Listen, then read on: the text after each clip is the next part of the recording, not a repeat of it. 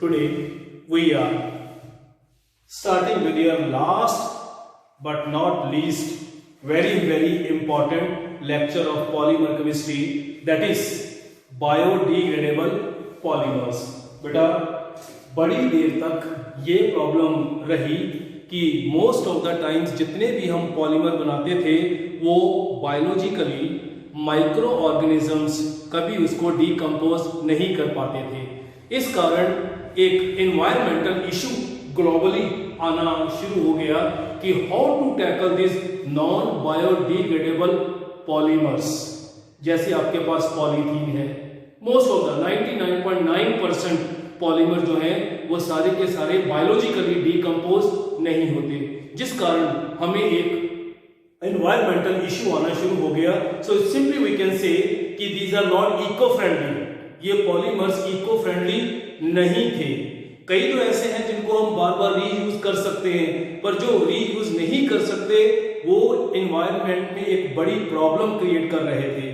इस चीज को दूर करने के लिए हमारे केमिस्ट ने, हमारे साइंटिस्ट ने बेटा कुछ ऐसे पॉलीमर्स सिंथेसाइज किए जिनको बायोलॉजिकली माइक्रो ऑर्गेनिजम्स कुछ टाइम के बाद अपने आप ही डीकम्पोज कर देते हैं। वेरी इंपॉर्टेंट, क्योंकि बेटा रिसेंटली मार्केट में बहुत बड़ी ऐसी डिस्कवरीज हुई हैं कि जिसमें उन्होंने, जैसे कि आप लोग अभी मॉल में जाते हो तो आपको जो वो पॉली पैक देता है वो उसके पैसे चार्ज करता है। सो वो कहता है if you need carry bag, yes then you have to pay rupees this much. क्यों? क्योंकि वो वाले बैग जो है वो बायोडिग्रेडेबल है, कंपैरेटिवली थोड़े कॉस्टली होते हैं। इसलिए किसी भी मॉल पे जाते हो, शॉप पे जाते हो तो आप देखोगे उनके पास अब जो भी पॉलीइथीन है वो पॉलीइथीन ना होके पॉलीइथीन की तरह ही ऐसे पॉलीमर है जो बायोलॉजिकली डीकम्पोजेबल है। सो मेरे ख्याल से क्लियर हो गया होगा आपको कि क्या होते हैं बायोडिग्रेडेबल पॉलीमर्स। बेटा most of the synthetic polymers are non-biodegradable, so these are called not environmental friendly, these are not considered eco-friendly. So some of the synthetic polymers can be decomposed by the microorganisms, so these are called biodegradable polymers. First very important beta, we have nylon 2, nylon 6। आपको नायलन्स में पढ़ा था आपने कि क्या था ये, कि इसमें एक मोनोमर में 2 और दूसरे मोनोमर में 6 कार्बन एटम होंगे, जिसमें nylon 2 it is glycine is a monomer and amino adipic acid is second monomer. When subjected to the condensation polymerization, there will be elimination of large number of water molecules to give another polyamide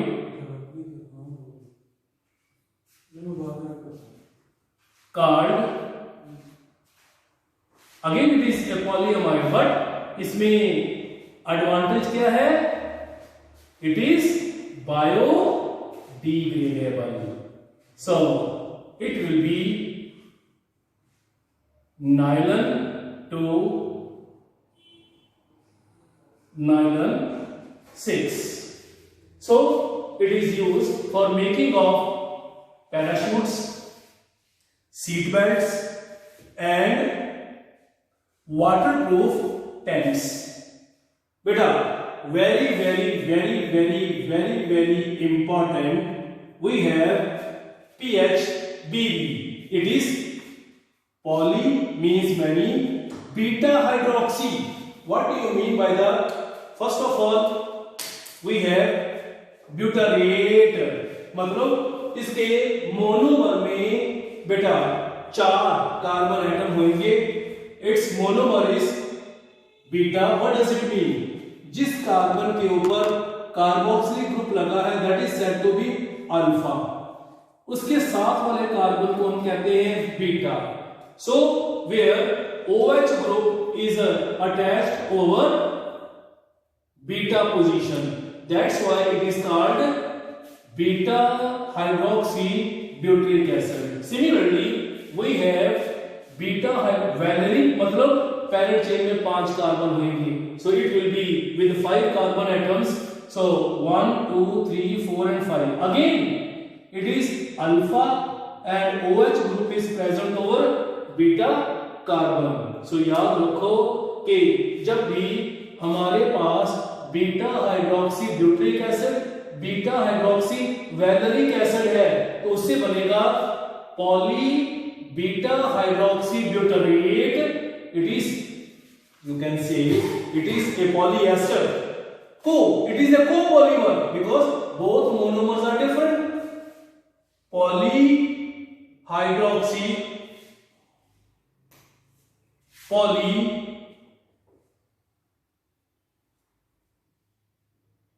beta hydroxy valerate, so undergoes condensation, polymerization,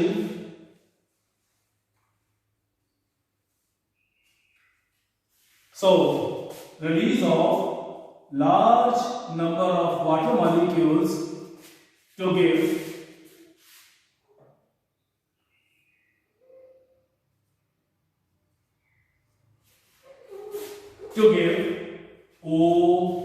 OCH, CH3, CH2, C, double bond O, CH, CH2, CH3, CH2, C, double bond O. So it is second example of biodegradable polymers.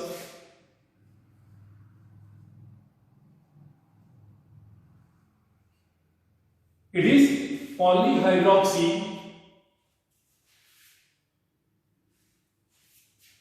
so butyrate valerate pH BV, very important, is used for packaging.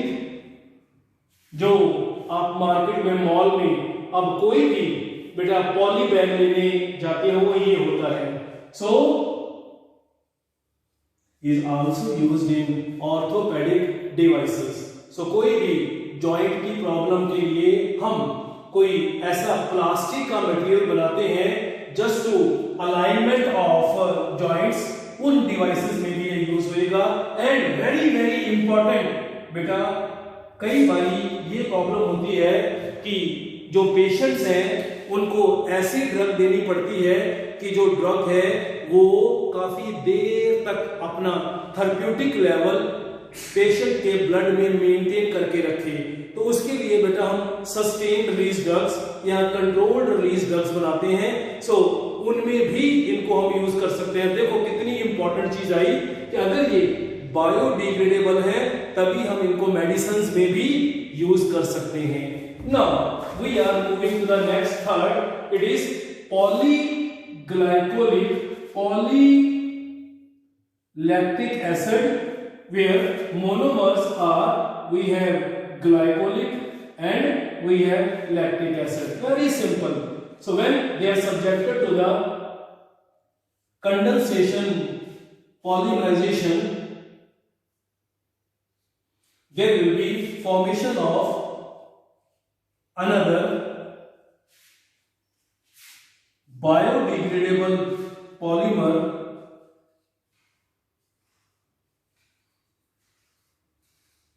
that will be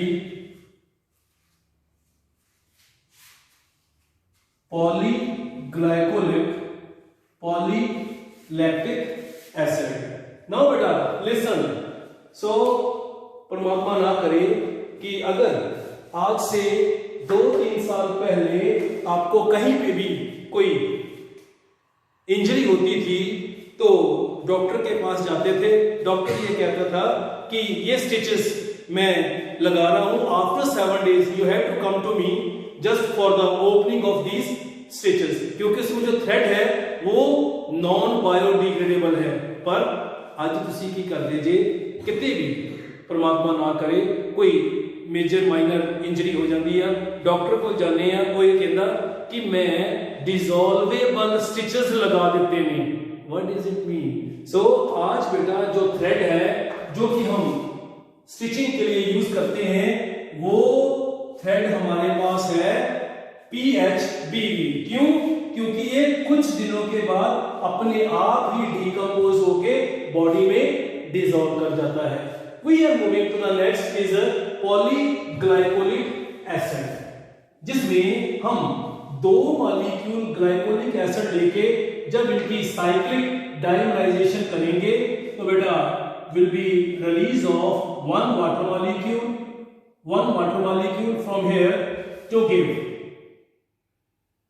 O, ये वाला जिसके साथ CH2 के साथ double bond O के साथ O के साथ फिर CH2।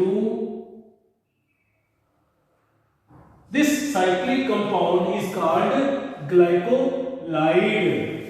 When this glycolide is heated in presence of catalyst, here ring opening takes place to give a new biodegradable polymer called OCH2 double bond OCH2 double bond ON is called polyglycolic acid. It is used for food handling and medical implants। कि अगर हमारी body में कोई artificial part plant किया जाता है तो बेटा पूछा जाए वो किस मटेरियल का बना होता है? एक प्लास्टिक लाइक मटेरियल का जो कि बायोडिग्रेडेबल है, जो कि हमारी बॉडी में जाके कोई भी प्रॉब्लम क्रिएट नहीं करेगा। सो अगर बॉडी को टेम्पररी हमने उस इम्प्लांट के ऊपर रखा हुआ है कि 2 महीने 3 महीने के बाद अपने आप ही बॉडी रिस्पॉन्ड करेगी और आपके नेचुरल पार्ट वर्किंग हो जाएंगे, तो बेटा उसके लिए हम, क्योंकि अगर ये नॉन बायोडिग्रेडेबल ना होता तो आप लोगों की ट्रीटमेंट होने के बाद फिर से बॉडी खोल के उसमें से ये चीज को बाहर निकालने की जरूरत, पर अब ये प्रॉब्लम नहीं है। सो हम जो भी बायोलॉजिकल इम्प्लांट्स करते हैं उसमें ऐसे पॉलीमर यूज करते हैं जो कि थोड़ी देर के बाद अपने आप ही डिसॉल्व या decompose. We are moving to the next and the last biodegradable polymer is a polylactic acid. जब भी large number of lactic acid molecule लेके कंडेंसेशन पॉलीमराइजेशन करेंगे, again large number of water molecules will be eliminated to give another synthetic biodegradable polymer is called polylactic acid. So again it is used in medical implants। बेटा जी अब we are moving, मेरी तरफ से chapter आपका finish है। सो एक छोटा सा टॉपिक जो कि कंपटीशन पॉइंट ऑफ व्यू से ज्यादा इंपॉर्टेंट है, इसके बाद करेंगे पहले कुछ ऐसे जो कि आपको बेटा कंपटीशन में कई बारी क्वेश्चन पूछे गए हुए हैं। We have a polymer saran. पूछा जाएगा कि what are the monomers of this polymer. So we have vinyl chloride and vinylidene chloride. Similarly आपको 1-2 बार एग्जाम में क्वेश्चन पूछा गया है कि विनाइलोन के पॉलीमर्स कौन कौन से होते हैं। So again it is a copolymer of vinyl chloride and vinyl acetate. आपको पूछा जाए कि क्या है dynel, it is a copolymer of vinyl chloride and vinyl acrylonitrile and it is used for making of a human wigs.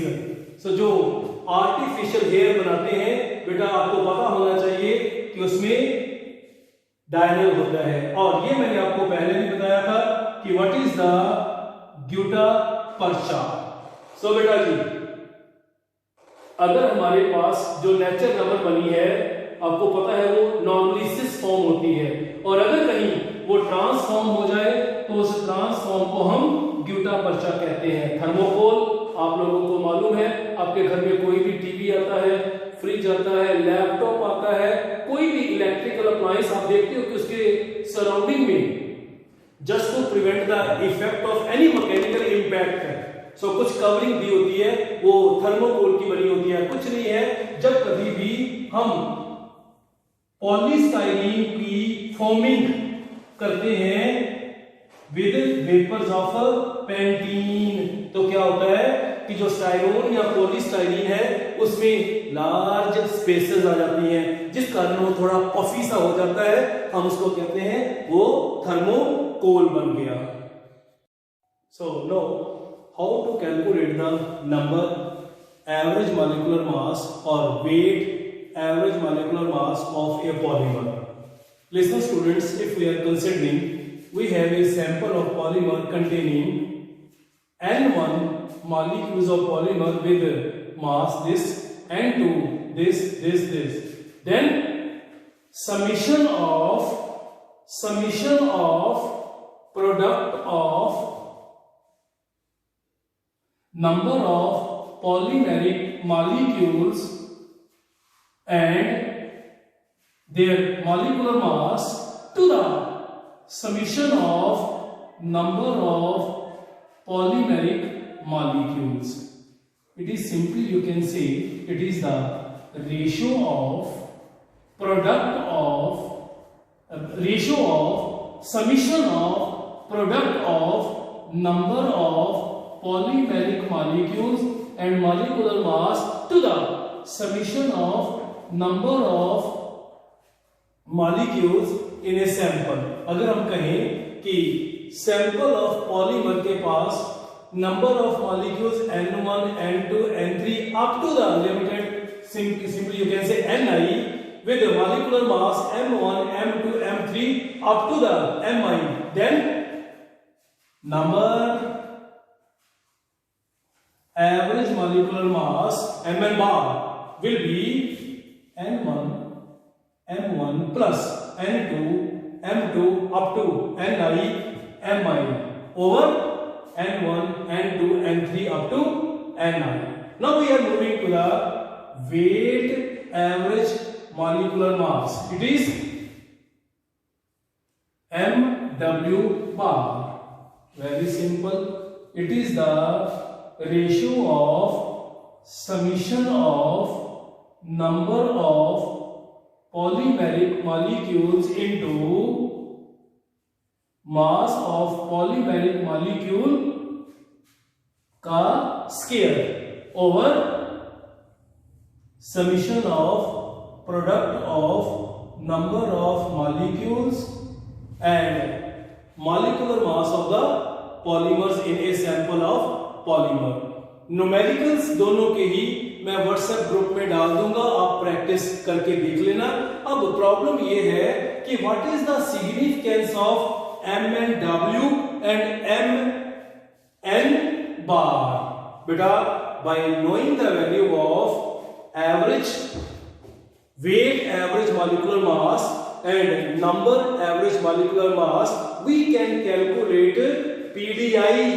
It is the polydispersity index, where polydispersity index is always equal to the ratio of weight average molecular mass to the number average molecular mass. And by knowing the value of polydispersity index, we can predict either the polymer is synthetic or natural. Listen students, for natural polymer PDI is always equal to 1. Means all natural polymers are monodispersed in nature, and for all synthetic polymers PDI is always greater than 1. Means these are considered to be polydispersed, these are considered to be monodispersed, where PDI is the ratio of weight average molecular mass to the number average molecular mass. So with this your chapter polymer chemistry is finished. As soon as possible, you will get the appropriate assignments from NCERT as well as competition in your respective WhatsApp group. Thank you.